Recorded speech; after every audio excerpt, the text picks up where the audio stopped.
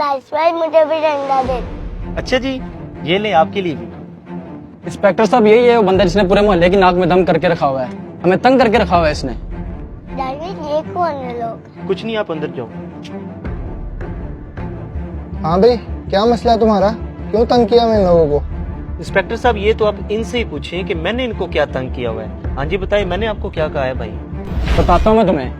Inspector साहब, एक तो ये पूरे मोहल्ले में बिद्दत फैला रही है, देखिए लाइटें लगाई हुई, झंडियां लगाई हुई हैं, और दूसरा ये हमारे खिलाफ शेर पड़ता है, इसको जरा पूछें। ये लाइटें और झंडियां तो ठीक है, और मौलवी कौन सा शेर पढ़ते हैं उनके खिलाफ? तुम क्या इंतशार फैलाया हुआ तुमने?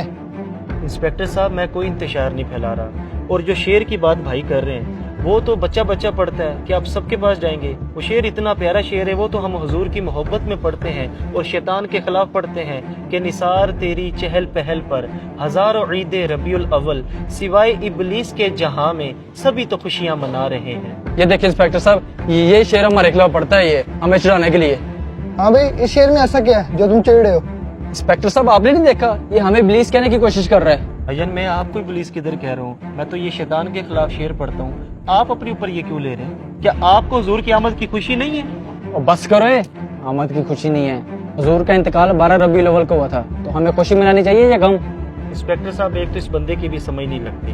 हमारे खानदान में जब कोई फोत हो जाता है, हम 10वां करवाएं या 40वां करवाएं, ये तब भी हमें तंग करता है कि इस्लाम में तो सोग 3 दिन का होता है, आप लोग ये 10वां 40वां क्यों करवा रहे हो? हालांकि हम ये 10वां 40वां सोग के लिए नहीं करते, हम तो मैयत के साले स्वाब के लिए करते हैं, लेकिन बकौल इन जनाब के कि आप लोग गम मना रहे हैं। अब इसी में अब सवाल करता हूँ कि जब हुजूर की बारी आई है तब इसे गम क्यों याद आ गया? हुजूर को तो दुनिया से पर्दा किए सदियां गुजर गई है, अब कौन सा गम मना रहे हो? अब तुम्हारा वो फतवा किधर गया? अच्छा अच्छा, तो ये बताओ, ये जो झंडियां लगाई हुई हैं, लाइटें लगाई हुई हैं, ये इतना पैसा इस पे जाया किया, किसी गरीब की मदद नहीं कर सकते थे? अच्छा तो इससे भी मसला है आपको? ये बताएं आपके पास मोबाइल कौन सा है?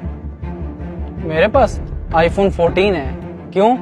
देखिए इंस्पेक्टर साहब, 3.5 लाख वाला मोबाइल है इनके पास, 50,000 वाला भी तो आप मोबाइल ले सकते थे, बाकी पैसे किसी गरीब को दे देते, तब गरीब नहीं याद आया आपको? और दूसरा इंस्पेक्टर साहब, इसने अपने बेटे की शादी की है, 50 लाख रुपए इसने खर्चा किया है, कम पैसों में भी तो ये शादी कर सकता था, तब गरीब नहीं याद आई इसे? हालांकि हदीस पाक में ये है कि बेहतरीन निकाह वो है जो कम खर्च पर हो, सिर्फ मिलाद पर ही इसे ये वसवसे आते हैं। और ये जो कह रहे हैं ना, ये फजूल खर्चियाँ किसी गरीब की मदद कर देते हैं, जब ये सलाब आता है ना तो लाखों रुपया हमने जमा करवाया। अल्हम्दुलिल्लाह हमें गरीबों का एहसास है, हम हुजूर का मिलाद भी मनाते हैं और गरीबों की मदद भी करते हैं। भाई मेरे, मुझे इसकी कोई बात नहीं गलत लगी।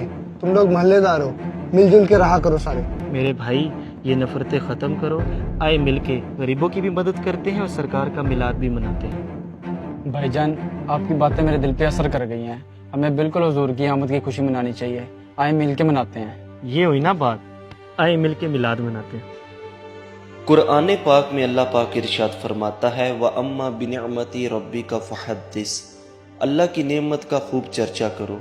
मुझे बताइए, क्या नबी पाक से बढ़कर भी हमारे पास कोई नेमत है? नहीं, हरगिज़ नहीं। इसलिए हमें चाहिए कि आपस के इख्तलाफात को ख़त्म करके हजूर की आमद की खुशी खुले दिल से मनानी चाहिए। अगर आपको हमारा ये मैसेज पसंद आया तो इसे ज़रूर बिल ज़रूर शेयर कीजिए और हमारे पेज को फॉलो करना मत भूलिए। शुक्रिया।